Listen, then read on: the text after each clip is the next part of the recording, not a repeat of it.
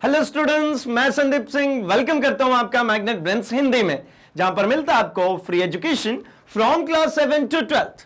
मतलब यहां पे कुछ चैप्टर्स देखने के बाद आपको किसी भी तरीके का कोई सा भी सब्सक्रिप्शन, कोई पैकेज लेने की बिल्कुल भी जरूरत नहीं पड़ती है भाई, क्योंकि हम आपके लिए लेकर आते हैं क्वालिटी कंटेंट एक्सपीरियंस टीचर्स के साथ, वो भी फ्री ऑफ कॉस्ट। एंड आप हमारे इस वीडियो के डिस्क्रिप्शन बॉक्स में जाकर के वहां से लिंक पर फॉलो कीजिए एंड आप अपने लिए ई बुक्स मंगा सकते हैं, जो कि एक्सक्लूसिवली मैग्नेट ब्रेन्स द्वारा बनाई गई है, जो आपको बहुत मदद करने वाली है आपके एजुकेशन में।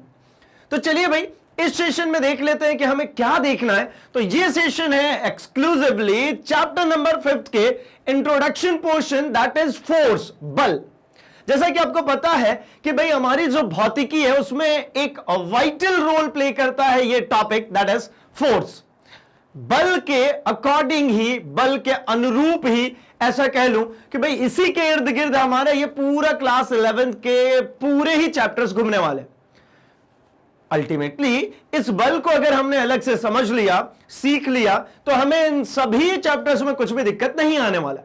बल, जैसा कि आपको पूर्व से पता है कि ये हमारे चैप्टर नंबर 5 जो कि गति के नियम है, इसका पोर्शन है। अब बात इतनी सी आती है कि लिखा गति का नियम है, पढ़ा आप बल रहे हो, तो भाई थोड़ा सा समझिएगा, काइनेमेटिक्स जो था वो अब ओवर हो चुका है।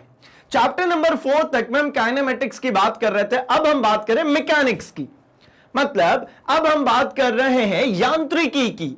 जब हम यांत्रिकी की बात करते हैं तब हम डिस्कस करते हैं कि भाई कॉज ऑफ मोशन, ऐसा कह सकते हैं। ठीक है, मैं इसके बारे में अभी जस्ट डिस्कस करना शुरू करने वाला हूं। एक और टॉपिक हम इसी सेशन में डिस्कस करेंगे, वो है अरस्तु की भ्रामकता। मतलब अरस्तु ने कुछ सोचा था, जो कि भ्रामकता इसलिए कहते हैं कि बहुत फॉलो नहीं कर पाए, हम उसको ब्रेक करना पड़ा, क्योंकि उसमें बहुत नए नए तथ्य देखने को मिले और उसको गलत साबित करते चले गए, तो इसलिए उनको कहते हैं भाई अरस्तु की भ्रामकता। ठीक है, ये पूरा हम इस सेशन में, इस पर्टिकुलर सेशन में देखने वाले हैं। और ये जो सेशन है आपके competitive point of view and साथ ही साथ आपके बोर्ड पॉइंट ऑफ व्यू, दोनों के लिए ही बहुत इंपॉर्टेंट है। आप किसी भी स्टेट बोर्ड से हो, आप सभी स्टेट बोर्ड्स के लिए जो एनसीईआरटी के कोर्स कंटेंट है उसी के अकॉर्डिंगली, उसी को फॉलो करते हुए ये पूरी वीडियोस चलने वाली है। तो शुरू करते हैं भाई हम इस सेशन को। एंड सबसे पहले हम आते हैं इस टॉपिक गति के नियम, जिसमें हमको क्या देखना भाई, बल ये क्या होता है, कैसा होता है। फिर हम डिस्कस करेंगे इसके मेनली डेफिनेशन को। तो सबसे पहले तो मैं यहां आता हूं अलग से बल के बारे में सीखने। तो भाई सबसे फर्स्ट बात देखिए, हमारा पहला डाउट तो यह था कि आप जो है बल पढ़ा रहे, मतलब फोर्स पढ़ा रहे हैं, जबकि लिखा हुआ चैप्टर का नाम क्या है भाई? तो चैप्टर का नाम लिखा हुआ है गति के नियम। इसमें बल का क्या काम? तो भाई मैं यही आपको बात सिखा रहा था कि अब हम देख रहे हैं अब मैकेनिक्स को। मैं अब यहां से बात कर रहा हूं यांत्रिकी की। अब से पहले किसकी बात करते थे? अब से पहले हम बात कर रहे थे गति की, हमने बात की थी काइनेमेटिक्स को। दोनों में डिफरेंस है। क्या डिफरेंस है पता है क्या? काइनेमेटिक्स में यहां पे हमने अल्टीमेटली किसकी बात करी भाई? तो हमने बात करी थी रेस्ट की, या फिर मैं कह लूं तो हमने बात करी थी मोशन की। मतलब मैंने विराम की बात करी थी, या विरामावस्था लिख देता हूं, या फिर किसी भी पिंड की गत्यावस्था की हमने बात की थी। लेकिन हमने इसके अंदर कारण नहीं सीखा, हमें कारण की कोई आवश्यकता नहीं थी। हमने बिना कारण के कहा कि भैया कोई ऑब्जेक्ट है जिसका प्रारंभिक वेग u है। क्या है इसका प्रारंभिक वेग u है, जो कि t सेकंड के बाद, क्या भैया? तो मैंने कहा थोड़े समय के बाद, t सेकंड के बाद बढ़ करके या बदल करके v हो गई। मतलब ये हो गया मेरा अंतिम वेग। मैं ये नहीं कहूंगा कि भैया ये जो u भी ग्रेटर हो सकता था v से। हमने ये भी पढ़ा कि v भी ग्रेटर हो सकता है u से, अर्थात u जो है मतलब प्रारंभिक वेग भी बड़ी हो सकती है अंतिम वेग से, और अंतिम वेग भी बड़ा हो सकता है प्रारंभिक से। दो अलग अलग केसेस है। ऐसा भी हो सकता है कि t सेकंड के बाद u और v मतलब प्रारंभिक और अंतिम वेग समान ही रह जाए। ये सब कुछ हमने किसके अंदर देखा था भाई? गतिकी के अंदर, काइनेमैटिक्स के अंदर। हमने ये कभी बात नहीं करी कि ये क्यों होगा, क्यों अंतिम वेग बढ़ जाएगा, क्यों प्रारंभिक वेग कम रह जाएगा, कुछ भी ऐसी बात नहीं। तो अब बारी है यहां पे यांत्रिकी में इनकी बात करने की, इसके कारण की बात करने की, इनके कॉज की बात करने की। अब हम इसके कारण समझेंगे, क्यों किया। ठीक है, ये कौन सी ऐसी स्थिति होगी कि आप u को ग्रेटर देन बताएंगे v से, मतलब प्रारंभिक वेग कहेंगे कि v से ज्यादा है, अंतिम वेग से ज्यादा है, या कौन सी ऐसी कंडीशन होगी जिसमें अंतिम वेग ज्यादा होगा। तो मैं अगर आपसे सिंपली पूछता हूं, आप साइकिल चला रहे हैं, साइकिल चलाते समय दो केसेस, एक ये कि आपकी प्रारंभिक वेग ज्यादा हो और अंतिम वेग कम हो जाए, तो क्या किया होगा आपने? तो आप दो बातें मेरे से कहेंगे कि मैंने पैडल मारना बंद कर दिया तो धीरे धीरे धीरे धीरे साइकिल का वेग जो होने लगा, क्या होने लगा? कम होने लगा। ये कंडीशन, हमने पैडलिंग करना बंद कर दी तो हो गया। अच्छा, और कुछ कंडीशन है क्या? तो आप कहेंगे हां है, मैंने ब्रेक लगा दिया तब भी मेरी अंतिम वेग क्या होने लग गई? कम होने लग गई। अच्छा भाई, तो ये दो बातें समझ में आ गई क्या? कि एक आपने ब्रेक लगाई तब, और एक आपने पैडलिंग लगाना, मतलब पैडलिंग करना कर दिया बंद तब। ये दो कंडीशंस में ये जाकर के क्या हो गए भाई? तो फाइनल वेलोसिटी जो है वो कम रह गई।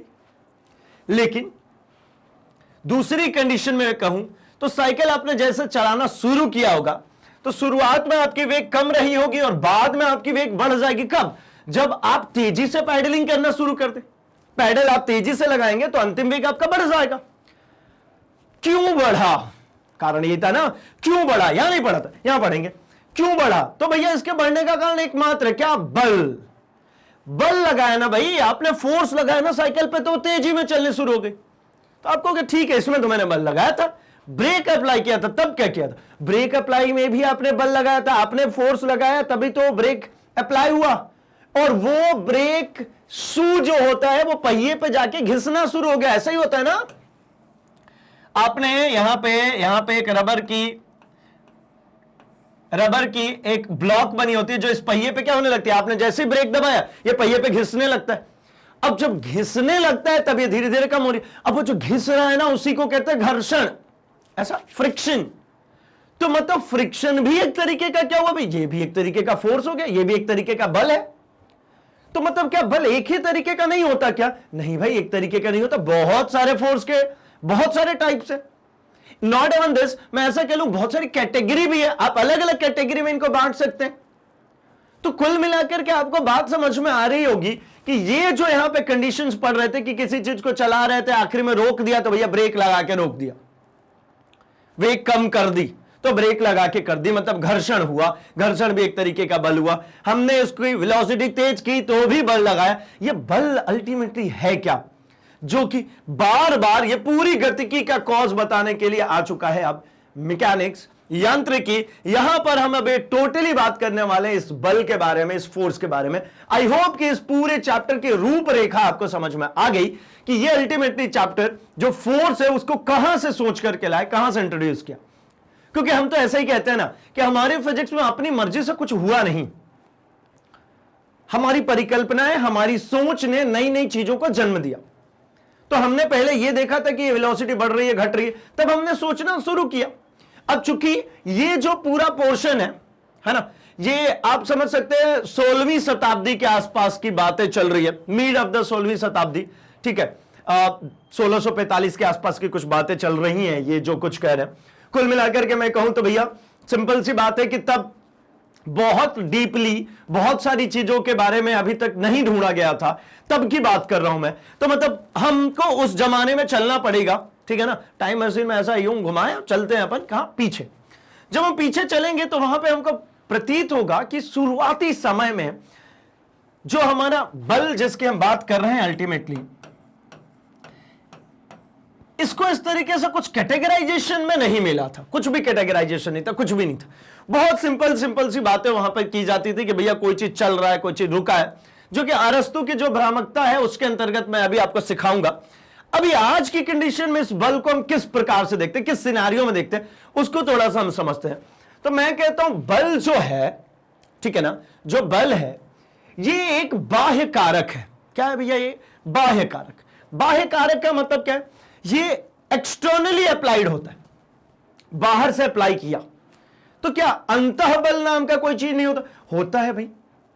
लेकिन जो हम इस चैप्टर के अंतर्गत डिस्कस करने वाले हैं, जो कि मैं आपसे कह रहा हूं कि हम बहुत पुराने समय में जाकर के डिस्कस करने वाले हैं, वहां पे इस तरीके की कोई बात नहीं थी। तो इसलिए हम इसको इस तरीके से डिफाइन कर रहे हैं क्या कि यह एक बाह्य कारक है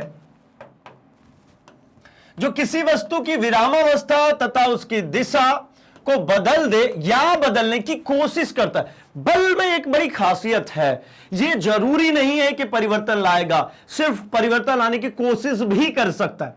क्या क्या कर सकता है? तो इसके कारण देखिए, यह किसी पिंड की चाल बदल सकता है, यह किसी पिंड की गति की दिशा को बदल सकता है, यह किसी पिंड के आकार को बदल सकता है। मतलब इन सिंपल लैंग्वेज मैं ऐसा कहूं कि जो फोर्स है, force is an external agent which can change और ट्राई टू चेंज। क्या भाई? Direction, dimension, motion. मतलब बल किसी भी पिंड पर लगने के बाद उसके कुछ अवस्थाओं में परिवर्तन ला देता है या फिर कुछ अवस्थाओं में परिवर्तन लाने की कोशिश मात्र करता है। तो भाई आप जैसे क्या सोचते हैं, अगर कोई भी ऑब्जेक्ट है उसके ऊपर जब आप बल लगाते तो यही 3 काम कर सकते हैं ना। क्या? जो हमने अभी कहा कि भाई उसकी चाल बदल सकते हैं। चाल बदलने का मतलब क्या होता है कि मान लीजिए कोई ऑब्जेक्ट है, ये एक वस्तु है, इसको नॉर्मली यहां पर रखा हुआ है और ये किस में है भाई? तो ये विरामावस्था में रुका हुआ है।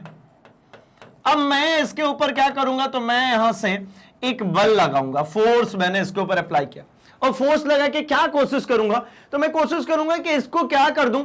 चला दूं, मतलब इसकी स्थिति में परिवर्तन ला दूं। यहां से ले जाकर के ये पोजीशन ए पे रखी है तो यहां से ले जाकर के पोजीशन बी पर ले जाकर रख दूं। इस अवस्था में मुझे क्या करना होगा? तो इसके विरामावस्था से इसको ले आना होगा किसमें? गत्यावस्था में। इसी के लिए मुझे क्या लगाना है भाई? बल लगाना है। एक काम ये कर सकता हूं, जो मैंने साइकिल में अभी बात करी थी कि साइकिलिंग करनी होती है तब आप पैडल्स के जरिए क्या कहते हैं? फोर्स अप्लाई करते हैं। आप जितना ज्यादा फोर्स अप्लाई करते हो उतनी तेजी से साइकिल चलती है। अब आपने फोर्स अप्लाई किया, साइकिल चलानी शुरू कर दी, तो भैया आपने जो बल लगाया है वो अल्टीमेटली आपने विरामावस्था से गत्यावस्था में लाने के लिए लगाया। आपने ब्रेक लगा के साइकिल को थोड़ा सा स्लो कर दिया, मतलब चाल आपने बदल दी।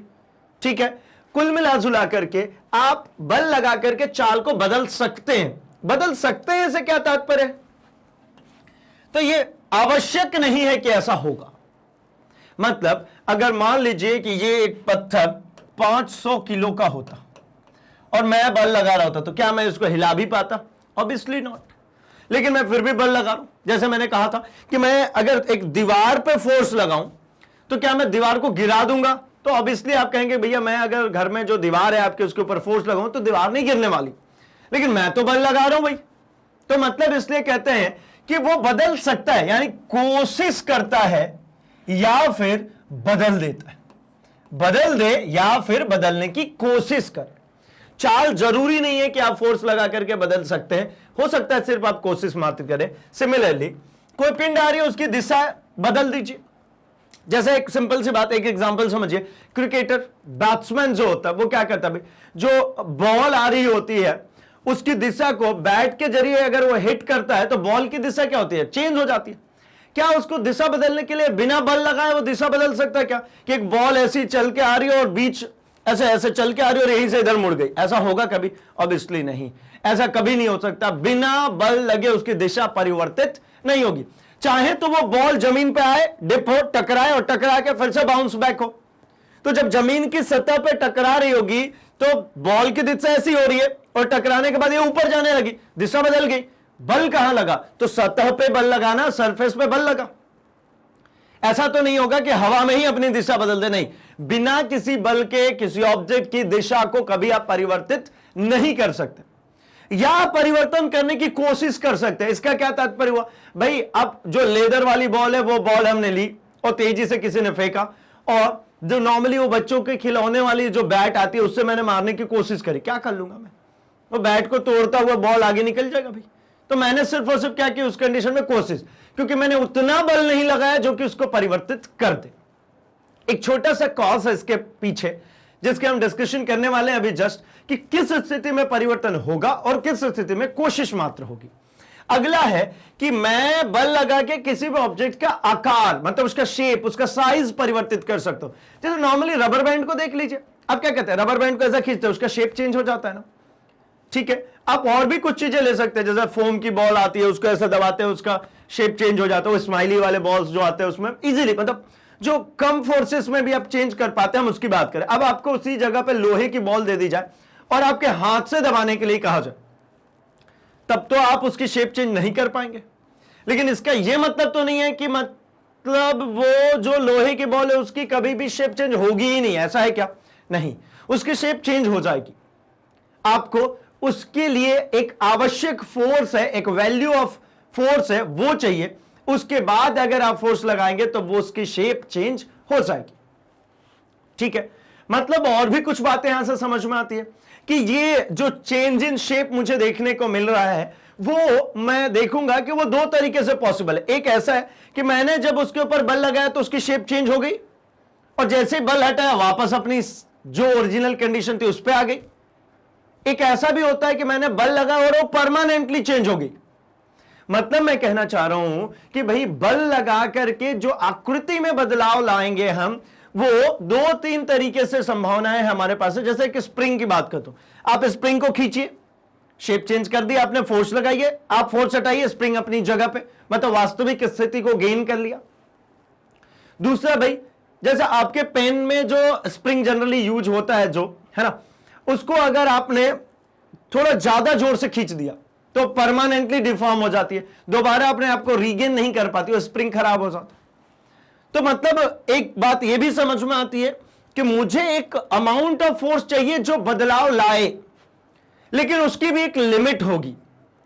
क्या कहना चाह रहा हूं भाई? तो इन सभी के आधार पर मैं सिंपली आपसे इतनी सी बात करना चाहता हूं कि मैं बल को कई अलग अलग तरीके से कैटेगराइज कर सकता हूं। सबसे पहले तो मैं इस पे कैटेगराइज करूंगा, एक होता है मेरा संतुलित बल और एक होता है मेरा असंतुलित बल। एक संतुलित बल और दूसरा है मेरा असंतुलित बल। संतुलन का मतलब क्या होता है? बैलेंस्ड।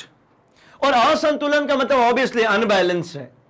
तो एक बात समझेंगे, जब जब मुझे संतुलित बल लगेगा, ठीक है, मतलब F net is equals to 0 लगेगा, तब तब कोई बदलाव नहीं होगा, बदलाव नहीं होगा। ये क्या लिख गया मैं अभी आपको एक्सप्लेन करता हूं। असंतुलित बल इसको कहते हैं जब F net not equals to 0 होता है और सिर्फ इसी कंडीशन में बदलाव होगा। इसी कंडीशन में क्या होगा? बदलाव होगा। क्या तात्पर्य है इन बातों का? आइए देखिए, समझते हैं। एक सीधी बात ऐसी है, एक ये ऑब्जेक्ट है, एक किसी सतह पर रखा हुआ। इस ऑब्जेक्ट पे क्या क्या चीजें हो रही होंगी, जरा हम उसकी चर्चा करते हैं, क्योंकि हम बहुत इजीली इसको एक्सप्लेन कर सकते हैं कि मान लीजिए इस पे एक F अमाउंट का फोर्स आपने इस दिशा में लगाया, तो हमने अभी बात यह की हुई है कि भाई जब आप इस ऑब्जेक्ट के ऊपर बल लगाएंगे तो ये आपको पहले तो विरोध करता है, ये कहता है भैया नहीं, आप मेरे ऊपर जो बल लगा रहे हैं उससे मैं बदलाव नहीं चाहता हूं। ये बदलाव कोई चाहता ही नहीं है भाई, कोई नहीं चाहता कि हमारे अंदर बदलाव हो। चेंज का हमेशा विरोध होता है। आप कुछ भी परिवर्तन लाने की कोशिश करेंगे, हमेशा आपका विरोध होता है। उसी तरीके से द्रव्यमान की भी एक प्रॉपर्टी है, जिसके कारण क्या करता है, ये किसी भी ऑब्जेक्ट के ऊपर लगेगा तो वो द्रव्यमान हमेशा इसका क्या करेगा? विरोध। तो मान लेता हूं एक बल इधर की दिशा में लग रहा है तो इसका विरोध हो जाएगा, मतलब मान लीजिए इधर से 1 कह लेता हूं, इसको 2 कह लेता हूं, क्योंकि मैं अभी कोई नामकरण नहीं कर सकता। नो डाउट आपने इसको क्लास 9th में भी देखा है तो आपको इसके नेमिंग्स जरूर पता होंगे, बट मैं अभी कुछ नेमिंग नहीं कर रहा हूं भाई, मैं तो मानता हूं ऐसी बिल्कुल रॉ फॉर्मेट। एक बात और समझ में आती है कि इस ऑब्जेक्ट को नीचे की तरफ भाई इसका गुरुत्वाकर्षण बल खींच रहा होगा, Fg लिख देता हूं, और जैसे ही कोई गुरुत्वाकर्षण बल इसको खींचेगा तो ये इस सतह पर रुका हुआ है, तो ये सतह पर एक बल लगाएगा जिसको हम कहते हैं नॉर्मल रिएक्शन, R लिख लेता हूं। क्या लग जाएगा भाई? रिएक्शन। इसके जब नीचे कोई खींच रहा है तो ये ऊपर की तरफ लग रहा है। कुल मिला के मैं कहता हूं कि इसके ऊपर जितना बल लग रहा है, मतलब ये F1 किसके बराबर हो जाए भाई? F2 के। उसी तरीके से यहां पर Fg किसके बराबर हो जाए भैया, ये R के। मतलब कुल मिलाकर के एक बात समझ में आती है, इसके ऊपर बल तो लग रहा है, ये बल महसूस भी कर रहा है, लेकिन अगर मैं इसको आप लिख करके देखिए तो आप यहां से F1 या अपोजिट डायरेक्शन में था तो इसको माइनस कर देता हूं, जो विपरीत दिशा में होगा उसको कैसे लिखेंगे, नेगेटिव। इसको इधर ले आएंगे तो क्या मिलेगा, F1 plus F2 which is equals to how much, 0। इसी को मैं नेट लिख रहा हूं, इसी को मैं क्या लिख रहा हूं, कुल बल। कुल बल इसके ऊपर जो कार्यरत है उसका मान, उसका प्रभाव 0 है। बल लग रहा है, फोर्स F1 इधर से, F2 इधर से, जैसे मेरे ऊपर कोई इधर से बल लगा है और कोई इधर से, तो बल का अनुभव मैं करूंगा, लेकिन इसका प्रभाव जो होगा वो कुछ नहीं होगा। ना मैं इधर जा पाऊंगा ना मैं इधर जा पाऊंगा। कब, जब जितने अमाउंट का फोर्स इधर से लग रहा है उतनी अमाउंट का फोर्स इधर से भी लग जाए तो मैं किधर भी शिफ्ट नहीं होगा, कुछ भी बदलाव नहीं होगा। आप ऐसा कहते हैं ना, एक सिंपल सी बात समझिए, बारिश के दिन में हम चल रहे होते जनरली और पैर फिसल जाता और गिर गया तो हम क्या कहते हैं, अरे वो अनबैलेंस हो गया ना इसलिए गिर गए थे। या साइकिल चलाते समय जब शुरू में साइकिल सीख रहे होंगे तब भी ऐसा कहते हैं ना, अरे वो बैलेंस बिगड़ गया था इसलिए गिर गए थे। समझ रहे इसका मतलब, जब जब चीजें बैलेंस्ड होगी तब तक कोई बदलाव होगा ही नहीं। बहुत अच्छी सी लाइन है भाई इसकी, है ना। हमारी सोसाइटी में हम अगर थोड़ी सी ऐसा कह लें मोटिवेशनल बात कर लें अगर, तो भाई ऐसा समझ सकते हैं कि बदलाव तभी संभव है जब आप आउट ऑफ द बॉक्स सोचते हैं। बदलाव तभी संभव है जब आप इन सभी विरोधों को झेलते हुए कुछ आगे करने की कोशिश करते हैं, आपके जीवन में भी, आपकी सोसाइटी में भी। जैसे आपको अभी जो आपकी बॉडी कहती है, आपका ब्रेन कहता है कि भैया खूब आराम करो, खूब खेलो, खूब घूमो, पढ़ाई बिल्कुल मत करो, तो भैया इससे कोई बदलाव नहीं आने वाला, वो वही चलता रहेगा जो चल रहा है। बदलाव कब आएगा, जब आप इसको ओवरकम कर जाएंगे, ठीक है ना। तो मतलब बदलाव लाना है, इसका मतलब क्या है भाई, कि आपको एक निर्णायक चीज चाहिए, मतलब आपको ऐसी चीज चाहिए जो इन सभी विरोधों को झेल सके।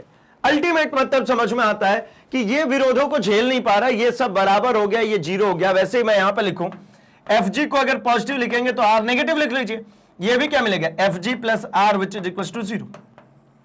इसका मतलब इसका प्रभाव निष्क्रिय, मतलब इसका कोई प्रभाव नहीं हो रहा, बल लग रहा है ना। यहां पे अगले में हम बात करते हैं अगर, तो यहां पे मैं कह लेता हूं कि अगर एक ऑब्जेक्ट इस तरीके से मिला मुझे, इधर मैं F1 लिख लेता हूं, इधर से अपोजिट डायरेक्शन में इस पे लगा F2, और मैं कहता हूं F1 जो है वो F2 से ज्यादा है, तो आप इसको कैसे लिखेंगे भाई, तो आप सिंपली कह सकते हैं ना कि F1, ठीक है, which is not equals to minus of F2। Not equals to क्यों लिखा भाई, क्योंकि ये F2 के बराबर नहीं है। मैंने कहा ये कि F1 बल ज्यादा है F2 से, तो होगा क्या, तो अगली लाइन कहती है कि इसको मैं इस प्रकार से लिख सकूंगा कि F1, इसको इधर लाइए, plus F2 which is not equals to 0। इसी चीज को मैं क्या कह रहा हूं, नेट, कुल बल 0 के बराबर नहीं है, अर्थात कुछ ना कुछ तो होगा, थोड़ा ज्यादा हो कम हो, तो जो इसके ऊपर प्रभाव मिल रहा है वो प्रभाव है बल का, 0 नहीं है, 0 से ज्यादा है। हो सकता है वो नेगेटिव डायरेक्शन मिले, हो सकता है वो पॉजिटिव डायरेक्शन में, क्योंकि देखिए फोर्स एक वेक्टर क्वांटिटी, एक सदिश राशि है, और सदिश राशि होने के नाते इसमें डायरेक्शन की बहुत इंपॉर्टेंस है। और डायरेक्शन को डिस्क्राइब कैसे किया जाता है भाई, वो नेगेटिव साइन के साथ। तो ये तात्पर्य समझ में आ गया होगा। यहां आपको दिख रहा है F1 which is greater than F2, मतलब F नॉट इक्वल्स टू 0 हो गया, यानी ये असंतुलित हो गया। अब असंतुलन की स्थिति में क्या होगा, एक बात समझिए, मैं जनरल फिगर पे बात करता हूं। यही वाला ऑब्जेक्ट इधर से 8 यूनिट का बल लग रहा है और इधर से 10 यूनिट का बल लग रहा है, आप क्या कहेंगे, 10 यूनिट इधर से लगा और 8 यूनिट का मेरे को विरोध हो गया, तो अल्टीमेटली ये जो ऑब्जेक्ट है वो इधर की तरफ मूव करेगा, और कितने से मूव करेगा, 10 - 8 से, यानी 2 यूनिट से ये ऑब्जेक्ट इधर की तरफ मूव करना शुरू हो गया, यानी बदलाव आ गया। यहां पे मैं कहता हूं ये भी 10 है और ये भी 10 है, कोई परिवर्तन नहीं, कोई चेंज नहीं, यहां पर भिन्नता तो बदलाव देखने को मिला। यानी जब जब असंतुलित बल लगाएंगे, ये मैं इतना फोर्स इसलिए दे रहा हूं इस टॉपिक के ऊपर भाई आपके लिए, क्योंकि इसी के अकॉर्डिंगली हम आगे जो न्यूटन के लॉज आने वाले हैं उसको डिस्क्राइब करेंगे। तो मैंने कहा था ना कि भाई पढ़ाई इसी तरीके से हमको करनी है कि एक पॉइंट हमने पकड़ा और उसको खोलते खोलते उसका अगला पॉइंट मिले, उसका अगला मिले, और हम आखिरी छोर तक पहुंच जाएंगे। और ऐसा हमने देखा भी है, प्रीवियस 1 चैप्टर में मैंने आपकी तैयारी ऐसी ही कराई है, एक टॉपिक पकड़ते थे और आखिरी टॉपिक तक पहुंच जाते। सेम वे हम जो बल की डेफिनेशन है उसको इतना क्लासिफाई करने वाले हैं कि यहीं से सारे टॉपिक्स खुल जाएंगे, क्योंकि भाई सबको जो पहले जिन्होंने इसको ढूंढा है उनके दिमाग में तो ऐसी ही बातें आई होंगी ना, तो क्या हम उसी प्रोसेस पे चलते रहे तो हमारे दिमाग में नहीं आएगी क्या? बिल्कुल आएगी। तो देखिए, असंतुलित बल, आपने कहा था कि संतुलन बिगड़ जाता है तब बदलाव हो जाता है। जैसे मैंने साइकिल की बात करती है कि भाई साइकिल में बोलते हैं कि मैं असंतुलित हो गया, बैलेंस बिगड़ गया इसलिए मैं गिर गया, यानी मेरा बदलाव हो गया। लेकिन जब तक आपने साइकिल की बैलेंस बनाई थी तब तक आप साइकिल लेकर के चल रहे थे, गिर तो नहीं रहते। अब कहेंगे कि जब मैं साइकिल को बैलेंस करके चल रहा था तो मैं आगे की तरफ चल तो रहा था, तो वो चलने का तात्पर्य क्या है कि आपकी टेंडेंसी थी कि आप गत्यावस्था में हैं और आप गत्यावस्था में ही रह गए। ठीक है, तो कुल मिलाकर के पहली कंडीशन समझ में आई कि बल को 2 कैटेगरी में बांट सकता हूं, एक संतुलित और एक असंतुलित। संतुलित बल का मतलब मायने हैं यहां पर कि भैया कोई भी बदलाव नहीं होगा, एफ नेट कुल बल का प्रभाव 0 होगा, और F net not equals to 0 हो गया मतलब कुल बल का प्रभाव जो है वो 0 के बराबर नहीं है, 0 से ज्यादा है, परिमाण उसका 0 से ज्यादा है। क्योंकि कई जगहों पे आपको ऐसा भी दिख सकता है -5, तो -5 कहने का मतलब वो नेगेटिव तो सिर्फ और सिर्फ विपरीत दिशा को बता रही है ना, परिमाण तो 5 ही है जो कि 0 से बड़ा है। तब क्या होगा? बदलाव देखने को मिलेगा, चेंजेस मिलेंगे। ठीक, चलिए, अगर इतनी सी बात समझ में आई है तो मैं एक और क्लासिफिकेशन दूंगा आपको बल की ही। बल को दूसरी कैटेगरी में भी बांटा जा सकता है। देखिए, बहुत सारे कैटेगरीज हो सकते हैं। मैं फोर्स को अब बांटता हूं स्पर्शी और अस्पर्शी बल, स्पर्शी बल, और यहां पर मैं लिखता हूं अस्पर्शी बल। अर्थात मैंने आपको क्या सिखाया कि बल को जैसे आवश्यकता है उसके हिसाब से इसको क्लासिफाई किया। वहां पर मुझे संतुलित असंतुलित की जरूरत थी, मतलब बदलाव कब होगा कब बदलाव नहीं होगा इसकी जरूरत थी, हमने वहां से किया, और वही हमको मदद करने वाला है पूरे न्यूमेरिकल्स, पूरे ही हमारे डेरिवेशंस में। ये जो है ये आपको एक तरीके से कहूं तो नेचर ऑफ फोर्सेस के बारे में डिस्क्राइब करेगा कि हमारे एटमॉस्फेयर में कितने तरीके के, कितने प्रकार के बल उपलब्ध है, कितने प्रकार के बल के बारे में हमको डिस्कस करना होता है। तो स्पर्शी फोर्सेस मतलब जैसे मान लीजिए हम मस्कुलर फोर्स की बात करते हैं, है ना, जैसे हम मस्कुलर फोर्स यानी यांत्रिक बल की अगर हम बात करते हैं, जो हम बल लगा पाते हैं भैया, हम बिना टच किए लगा सकते हैं क्या? आप कहेंगे बिल्कुल नहीं, हम बिना टच किए कभी भी फोर्स नहीं लगा सकते हैं।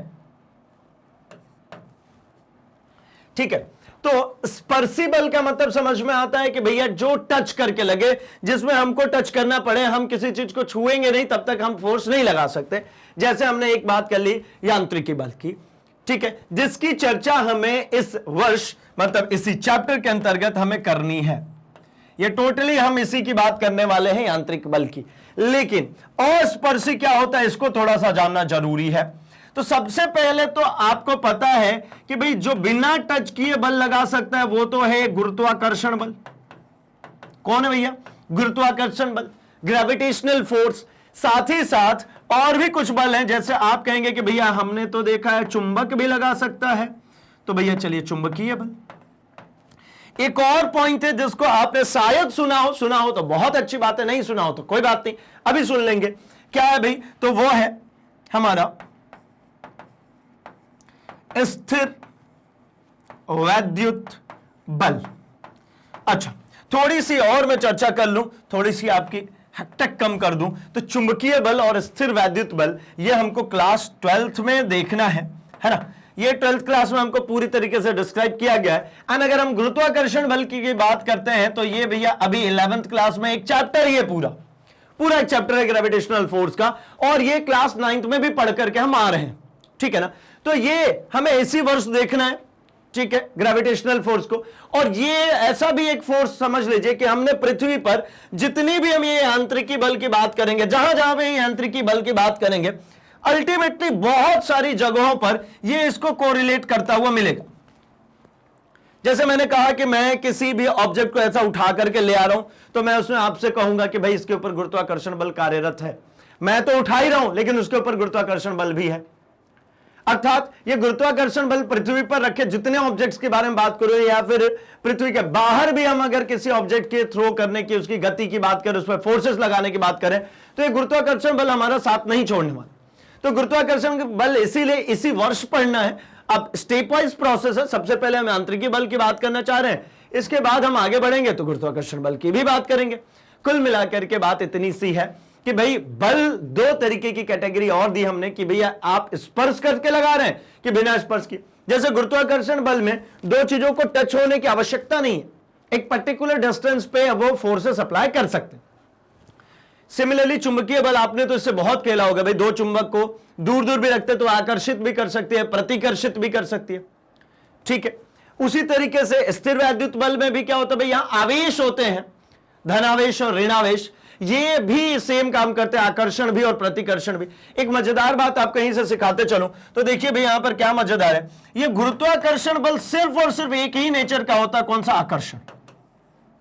आप कहेंगे फिर से आपने कैटेगरी बदल दी, मैं बोल ही तो रहा हूं बहुत सारी कैटेगरी है बल की, ये आकर्षण बल है। जबकि इन दोनों में क्या होता है भैया, इन दोनों में आकर्षण भी हो सकता है या लगे तो प्रतिकर्षण भी हो सकता है। मतलब इसमें आकर्षण बल भी है और प्रतिकर्षण बल भी है, दोनों ही चीजें इसमें देखने को मिल जाती है। किंतु गुरुत्वाकर्षण बल मतलब सिर्फ आकर्षण बल, ठीक है, उसमें प्रतिकर्षण नहीं होगा, ठीक है। इतनी सी बात अगर आपको समझ में आती है तो भैया यांत्रिकी में क्या होता है, तो इसको ही कहते हैं हम पुश और पुल, खिंचाव या धक्का, या तो हम किसी चीज को खींचेंगे या किसी चीज को धक्का देंगे। लेकिन इसमें टच करेंगे तो इसलिए बहुत ज्यादा हद तक कुछ बातें नहीं है। इसमें बहुत मजेदार है ये चुंबकीय बल और स्थिर वैद्युत बल की जब हम बात कर रहे होंगे तब, कि भैया आकर्षण कब होगा, प्रतिकर्षण कब होगा, कौन सी कंडीशन में आकर्षण, कौन सी कंडीशन में प्रतिकर्षण, कितने अमाउंट की। यहां पे एक और फैक्टर आ जाता है, जब आप किसी क्षेत्र में हैं तब ये गुरुत्वाकर्षण बल का मान वेरिएटेड हो जाता है भाई, कहीं पर ज्यादा बल लग रहा है, कहीं पे कम लग रहा है, ठीक।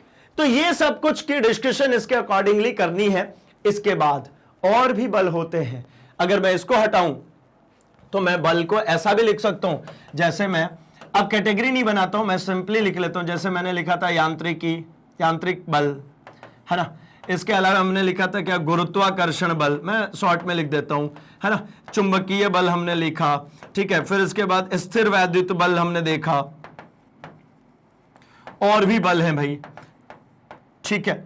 और क्या बल हैं, तो देखिए और भी बलों की अगर हम बात करते हैं तो और भी बल इस तरीके से लिख सकते हैं भाई, क्या, तो न्यूक्लियर फोर्सेस, है ना, नाभिकीय बल, अंतराण्विक बल, केमिस्ट्री में ये सब बल आएंगे भाई, अंतराण्विक बल, ठीक है, अंतराण्विक बल,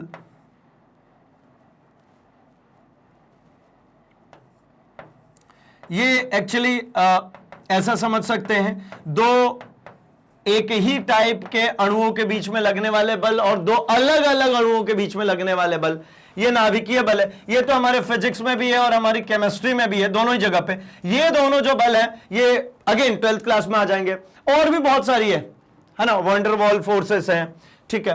तो कुल मिलाजुला करके फोर्सेस बहुत सारी तरीके की, ठीक है, बहुत सारी तरीके की, बहुत ही ज्यादा वास्ट वैरायटी। बट हमें एक द फाइनल एंड क्या समझ में आया, हमें एक छोटी सी बात समझ में आई इन सभी कारणों की स्टडी करने के बाद, कि बल एक बाह्य कारक है जो किसी वस्तु में क्या कर सकता है भाई, उसकी दिशा, उसकी स्थिति, ठीक है, मतलब उसकी दिशा, उसकी गति और उसकी आकृति को बदल देगा या बदलने की कोशिश करेगा। बस ये तीन बातें याद रख लीजिए, है ना। इनको या तो वो बदल देगा या फिर बदलने की सिर्फ और सिर्फ क्या करेगा, कोशिश करेगा।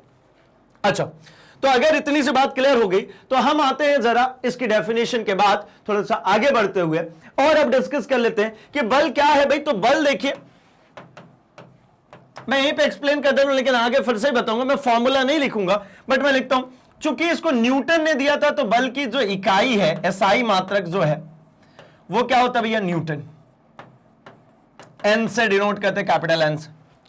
एंड सिमिलरली एक और बात कि बल एक सदिश राशि है, मतलब इसमें दिशा की इंपॉर्टेंस है, सदिश राशि है भाई। कैसे पता, तो बल सदिश राशि ऐसे पता कि मैं सेम दरवाजे को अगर मैं पुश करता हूं तो अलग होगा काम, अगर पुल करूंगा तो अलग। मान लीजिए दरवाजा खींचते हैं आप, मतलब आपकी बॉडी की तरफ आ रहा है तो बंद हो रहा है, सेम दरवाजे को आप जब धक्का देंगे तो वो खुल जाएगा। लेकिन दरवाजे के बंद करने और खोलने में लगने वाला बल तो बराबर ही होगा ना। ऐसा तो नहीं कि बंद करने में ज्यादा मेहनत लगती है, खुलने में कम, नहीं, बराबर ही लगती है भाई, वो तो कब्जों पे चलाना है, वो कब्जों पे चलने के लिए फोर्स उतना ही लगेगा, लेकिन दिशा बदली तो भैया आपने देखा उसका प्रभाव बदल गया। बल में जो दिशा है इसकी बहुत ज्यादा इंपॉर्टेंस है। यानी जितनी वेक्टर कैलकुलस हमने पढ़ी थी, ठीक है, समतल में गति के पहले, चैप्टर नंबर 4 के पहले, वो सब अब यहां पर भी यूज होती रहेंगी। वो वेक्टर कैलकुलस कभी खत्म नहीं होगा। वो आपके सिलेबस में आपको कैलकुलेशन सिखाने के लिए आया था, वो अलग से एक चैप्टर नहीं था एज सच कि भैया कुछ एज अ टॉपिक है कि भैया हमने उसको पढ़ लिया और बात खत्म हो गई ना। साइंस में जितनी चीजें पीछे हो चुकी हैं वो आगे की तरफ कैरी फॉरवर्ड होते चलेगी, भूलना कुछ भी नहीं है। आते जरा हम अरस्तु की भ्रामकता पे। क्या हुआ था, इनको एक भ्रम पैदा हुआ। क्या भ्रम पैदा हुआ? तो भैया हमने समझा है कि हमारे फिजिक्स में सबसे पहली ही बात परिकल्पना से शुरुआत होती है। लोग कुछ कल्पना करते हैं, उसी कल्पना को सिद्ध करने के लिए प्रयोग करते हैं, ऑब्जर्वेशंस करते हैं, फिर उसकी थ्योरी लिखते हैं। उसी थ्योरी को फिर वो जब प्रूव कर देते हैं तब उसको हम लॉ या थ्योरम के रूप में अपना लेते हैं। अगर वो कंडीशनली प्रूव होती है तो थ्योरम के रूप में, अनकंडीशनली प्रूव हो गई तो लॉ के रूप में हम उसको अपना लेते हैं। लेकिन यह भ्रम पैदा होना जरूरी, तो इनको एक भ्रम था। क्यों भ्रम का? क्योंकि जब तक इन्होंने ढूंढा, आप देख रहे हैं ये कब के हैं, अब ध्यान से देखिए कितने पुराने व्यक्ति, 384 ईसा पूर्व से 322 ईसा पूर्व। ईसा पूर्व मतलब बहुत पहले की बात है भैया, बहुत पहले की बात। इससे आप अंदाजा लगा लीजिए, ठीक है ना, इससे आप यह अंदाजा लगा लीजिए कि ये जो हमारी फिजिक्स है, हमारी जो यांत्रिकी जो ब्रांच है, मैं जो शुरुआत में कह रहा था, ये भाई रंगीन की नहीं, ये ब्लैक एंड व्हाइट से भी पहले की दुनिया है। ठीक है, मतलब क्या कहना चाह रहा हूं, ये बहुत पुरानी नहीं, ईशा के भी 384 वर्ष पूर्व, बहुत बहुत बहुत पुराना हो गया भाई, सोच भी नहीं सकता अपन कितना पुराना। आप सोचो वहां से चल करके जो साइंस आ रही है वो आज तक चली आ रही है, उसमें परिवर्तन ही हुए हैं। किसी को काट नहीं दिया भैया, इसको काट दो यार ये तो गड़बड़ कर गए थे ना, चेंजेस स्टेप वाइज प्रोसेस है। इसीलिए तो मैं कहता हूं ना कि अभी ये जितनी भी टेक्नोलॉजीज है, अभी आपके हाथों में, जब ये सारी चीजें पूरी सत्ता जब आपके पास में आएगी, जब आप अपनी पढ़ाई पूरी कर चुके होंगे, तब आप भी बहुत सारी नई चीजें ढूंढेंगे और वो एक नई टेक्नोलॉजी, एक नए इनोवेशन को जन्म देगी। इसलिए पढ़ना बहुत ज्यादा जरूरी है। आइए, महान ग्रीक विचारक थे अरस्तु, है ना, 384 से 322 ईसा पूर्व में यह विचार रखा कि कोई पिंड अगर गतिमान है, कोई चल रहा है, तो सीधा मतलब है कि उसे उसी अवस्था में बनाए रखने के लिए कोई ना कोई बाह्य साधन चाहिए। कुल मिलाकर के साइकिल वाइकल तो तब थी नहीं, लेकिन मैं आपको एक्सप्लेन कर देता हूं आज के हिसाब में।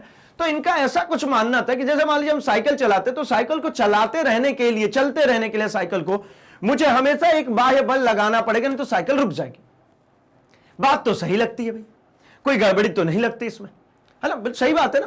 जैसे मैंने एक बॉल था उसको लुढ़का दिया था जमीन पे, तो बॉल लुढ़क रही थी। अब बॉल को लुढ़कते ही रहना है, इस बात के लिए यह आवश्यक है कि कोई ना कोई बाह्य बल उसके ऊपर काम करे ना, जो हमेशा उसको फोर्स लगाते रहे, जिसके कारण वो आगे की तरफ रोल करते रहे। तो ऐसा उनका सोच था और उन्होंने नियम दिया। क्या नियम दिया? तो अरस्तु ने एक गति का नियम दे दिया भैया। आप समझे कितना पहले? उन्होंने कहा किसी पिंड को गतिशील रखने के लिए बाह्य बल की आवश्यकता होती है। मतलब कोई ऑब्जेक्ट है, उसको अगर मोशन में ही रहना है तो इसके लिए आपको एक एक्सटर्नल फोर्स की नीड होगी। वो एक्सटर्नल फोर्स, वो बाह्य बल उसको हमेशा ही गत्यावस्था में बनाए रखेगा, जो कि गलत है। बल सदैव घर्षण के विरोध के लिए आवश्यक होती है। इस बात में बहुत ज्यादा गहराई छुपी है। इनको इसलिए ही भ्रामकता कह दिया क्योंकि बाद में हमने इसको साबित किया कि उसको गत्यावस्था में बनाए रखने के लिए नहीं, उस घर्षण के विरोध के लिए हमको क्या चाहिए? एक्सेसिव फोर्स रिक्वायर्ड होती है।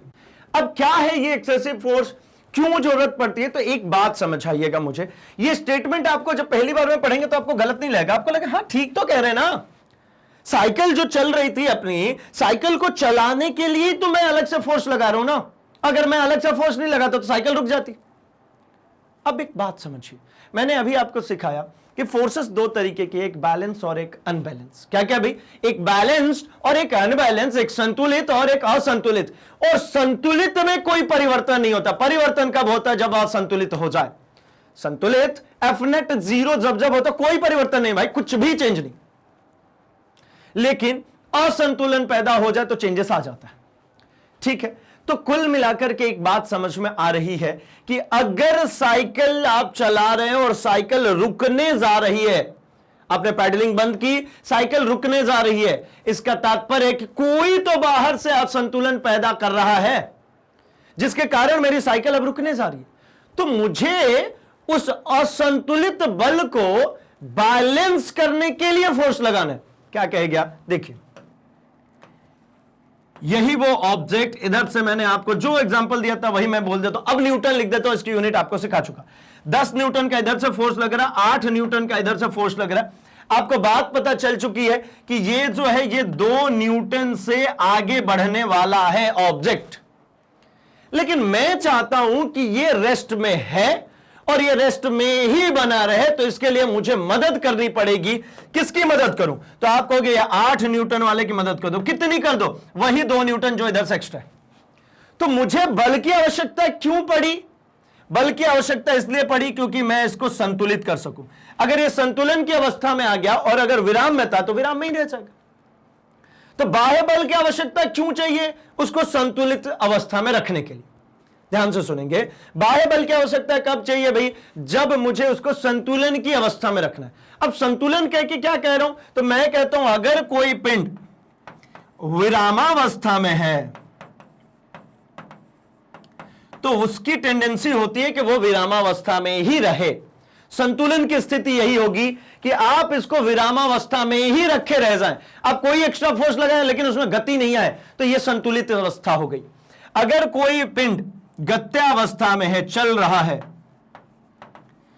तो भैया इसकी टेंडेंसी है कि ये चलती ही रहे। तो आप जो बाह्य बल लगाएंगे उसकी यही टेंडेंसी को रिटेन करने के लिए। अगर एक पहिया है और ये पहिया ऐसा चले जा रहा है, लेकिन मुझे पता है कि यहां पे जहां पे ये रोड से टकराएगा यहां पे घर्षण पैदा होगा।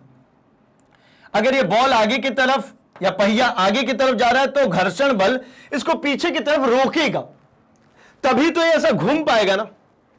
ये घूमेगा कब? जब यहां पर ग्रिप हो। आपने देखिए ना पहिए में क्या करते भाई? ग्रिप्स बनाते हैं। वो ग्रिप क्या काम करता है? रोड पे फ्रिक्शन बनाते हैं। फ्रिक्शन होगा तभी तो ये आगे ऐसा घूमेगा ना। अगर यहां पे फ्रिक्शन नहीं हो, यहां पे घर्षण नहीं हो, तो ये स्किड कर जाएगा, स्लिप कर जाएगा। इसलिए यह ग्रिप बना। तो एक बल पीछे की तरफ इस पे कार्यरत है जिसके कारण ये किधर बढ़ रहा है? आगे की तरफ बढ़ रहा है। और ये बल कैसा है? यही मेरे साइकिल को स्लो कर रहा था। यही मेरे साइकिल को क्या कर रहा था भैया? स्लो। तो मैं अगर चाहता हूं कि ये चल रही है मेरी साइकिल 20 किलोमीटर प्रति घंटे की रफ्तार से, और मेरी कंडीशन यह है कि ये 20 किलोमीटर प्रति घंटे की ही रफ्तार से चलती रहे। मतलब मैं क्या चाहता हूं कि परिवर्तन ना हो। परिवर्तन ना हो इसका मतलब क्या? संतुलित रहे। संतुलित रहने के लिए क्या करना होगा?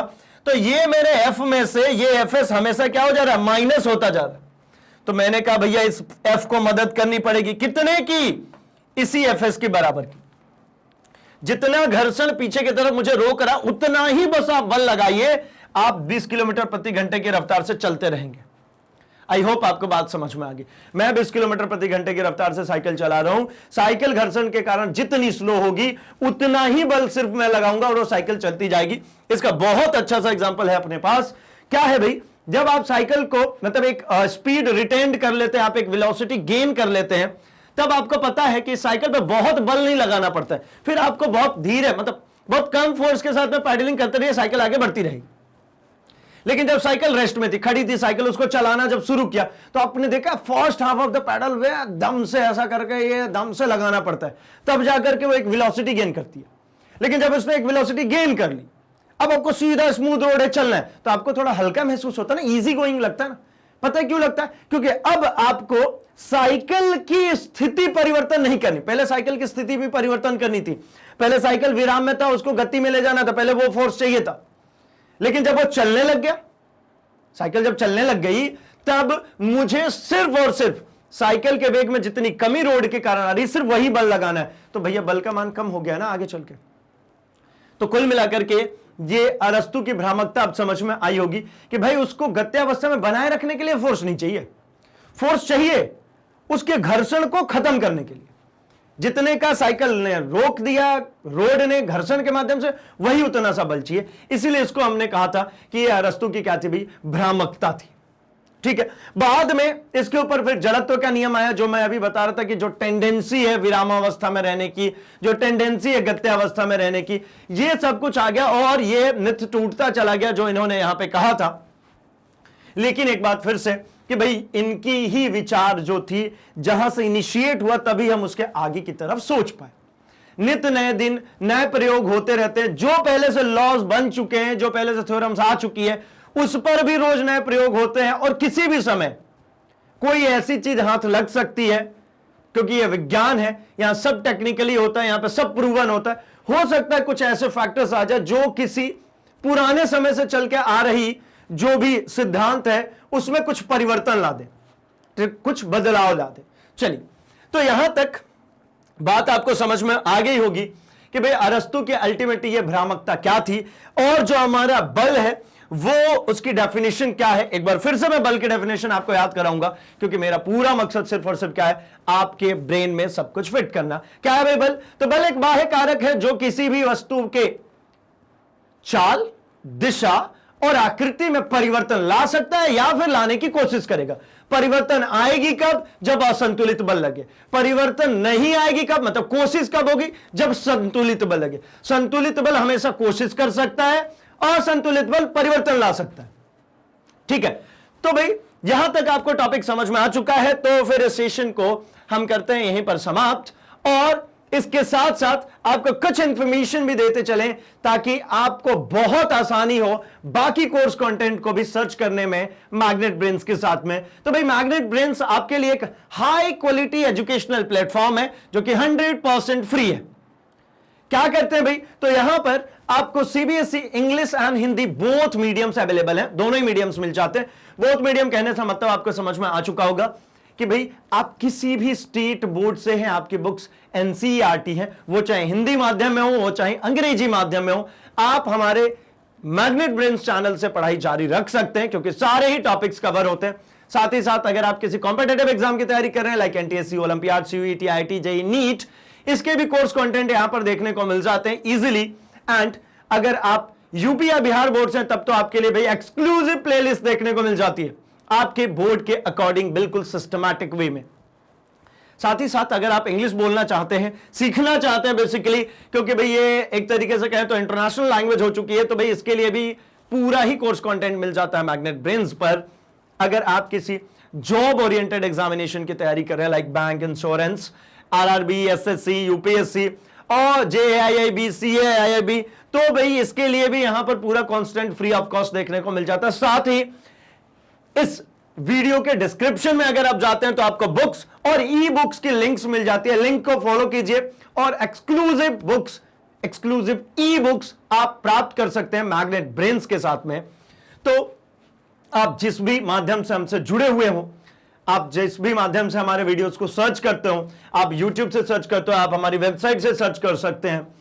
तो इसके साथ साथ हम और भी प्लेटफॉर्म्स पे आपको मिल जाते हैं, लाइक अगर आप हमसे जुड़ना चाहते हैं फेसबुक पे, इंस्टाग्राम पे, ट्विटर या फिर टेलीग्राम, तो यहां पर भी मैग्नेट ब्रेन्स आपको इजीली सर्च करने पर मिल जाता है।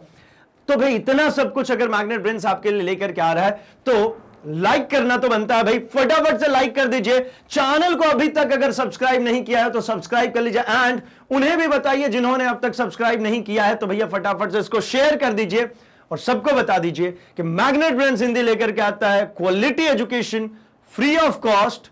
तो बने रहिए हमारे साथ, हम मिल रहे हैं इस 5th चैप्टर के अगले टॉपिक्स के साथ में अपने अगले सेशन में। तब तक के लिए थैंक्स फॉर वॉचिंग।